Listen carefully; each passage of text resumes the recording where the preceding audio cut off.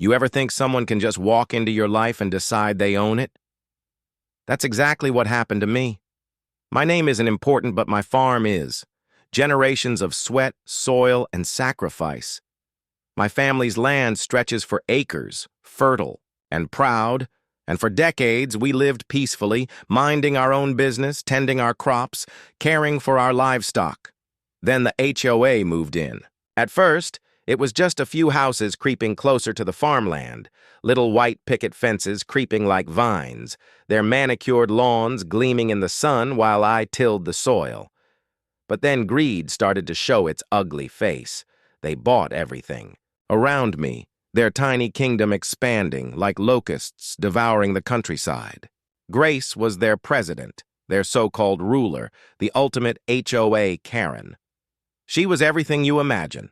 Sunglasses oversized enough to hide her emotions, a clipboard that felt more like a weapon than paper, and an attitude that demanded submission.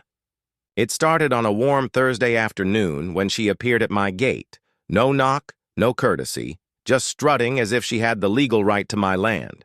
She claimed she received multiple complaints alleging unlawful activity on my property. Unlawful activity? On a farm. The only thing illegal was her taste in blouses. I refused her entry, flat out, telling her she wouldn't set 1 foot on my property. That's when her mask slipped. Her face twisted, voice sharpened, and she threatened me with consequences from the HOA if I didn't cooperate. Consequences. On my land among my cattle and cornfields. I leaned against my fence post, calm, and told her she could take her imaginary authority and march back to wherever HOA officials dwell. She spun on her heel, muttering about non-compliance and disciplinary actions, completely missing the irony of the situation. My bulls, massive and intimidating, watched silently from their pen, nostrils flaring, hooves stomping, and I swear they knew trouble when they saw it. I thought that would be the end. It wasn't. A few days later, the sound of heels clicking on the gravel driveway announced Grace's return. This time, she had papers in hand, claiming to possess an HOA search warrant. I nearly laughed out loud at the audacity. Her warrant was a joke, printed on letterhead that looked older than my barn, stating that my livestock might be in danger and she had full authority to inspect. I stared at her, told her she had lost her mind, reminded her I wasn't part of her HOA, and pointed out that my animals were better cared for than her board members. She puffed up, threatened strict disciplinary action, and left, smug as ever. That evening, I took precautions. Fresh signs warning of private property, bulls and trespassers, motion-activated cameras to cover every path and gate, stakes hammered into the ground like tiny sentinels. My neighbors noticed and asked if I expected trouble. I just smiled, knowing the trouble had already arrived. On Thursday afternoon, while working the cultivator through the soft, dark soil, my phone buzzed. Motion sensor alert. Live feed showed Grace, ignoring every warning sign, squeezing through my gate like a contestant in some ridiculous obstacle course, clipboard in hand, oversized purse bouncing at her side. She strolled past the rows of crops, jotting down notes like the dirt itself was violating HOA codes. Then she approached the bullpen. My bulls, muscular and protective, froze, heads high, nostrils flaring. One snorted so loudly it echoed across the pasture. Any sane person would have backed away. Not Grace. She fiddled with the gate latch, mumbling about the poor animals. That was her fatal mistake. The bulls charged, dust flew, ground trembled, and Grace's scream pierced the air. One bull hooked her from behind, flipping her through the air into the mud. She tried to escape, twisted an ankle, and fell again.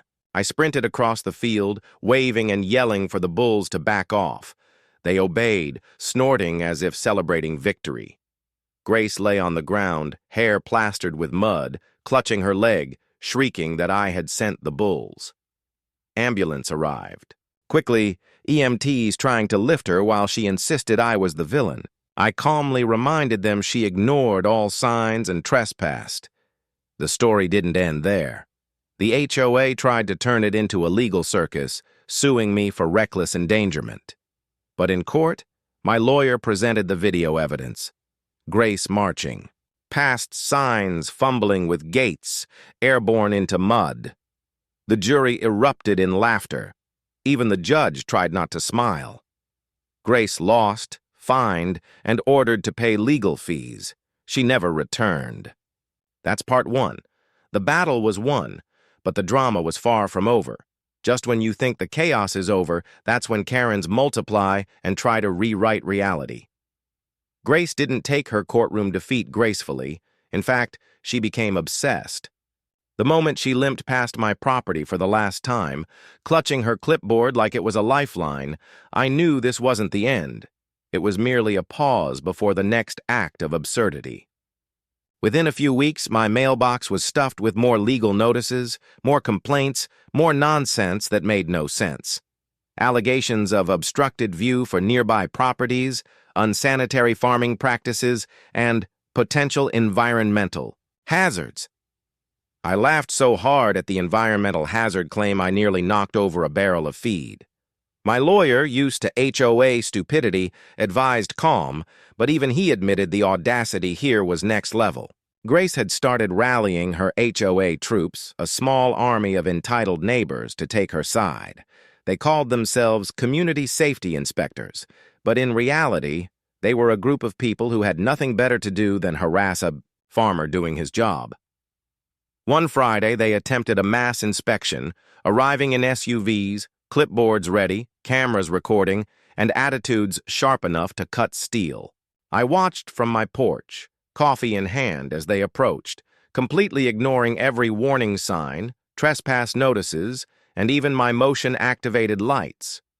They claimed they had authority to survey private farmland for the well-being of residents, which was laughable.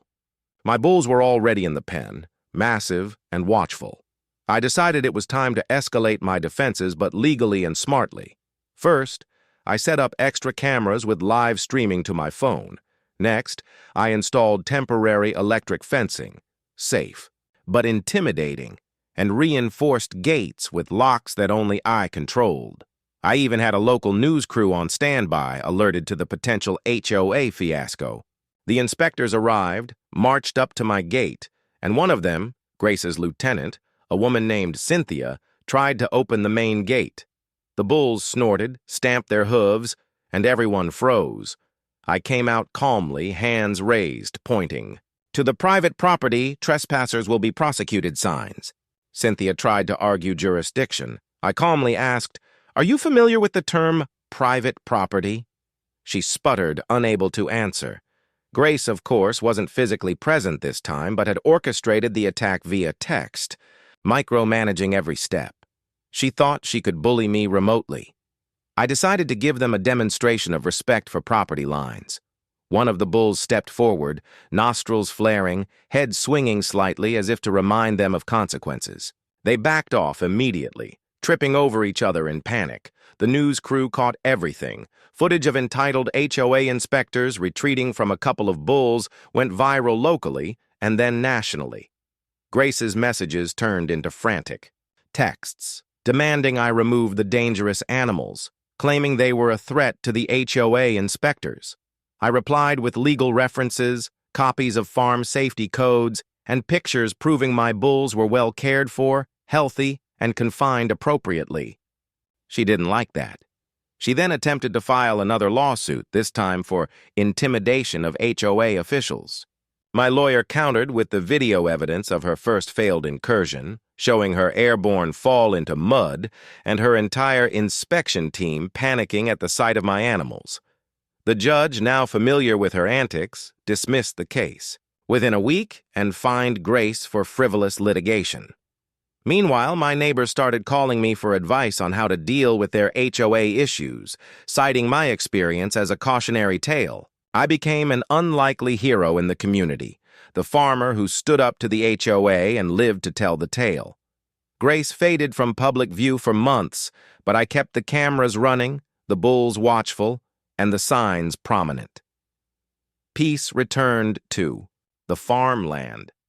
Crops thrived, livestock prospered, and the soil seemed to hum with the satisfaction of order restored. Every now and then, I'd glance at the driveway, expecting her to return. But she never did. Instead, the story spread online, inspiring farmers, landowners, and even homeowners trapped under overzealous HOAs. My land remained untouched, my bulls remained regal, and the lesson was clear. Authority isn't given by oversized sunglasses and clipboards.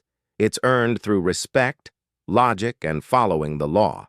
Grace had learned her lesson the hard way, and though she might have forgotten details, the image of mud, manure, and airborne humiliation would remain forever. By standing firm, preparing wisely, and trusting both the law and my instincts, I had turned the tables on entitlement, greed, and absurdity. Private land is sacred, and sometimes a farmer and his bulls are the only justice system you need. The story ended with the silence of thriving farmland, the gentle rustle of crops in the wind, and a community quietly cheering in the background. Grace never returned, and the HOA finally realized some lines should never be crossed. The end.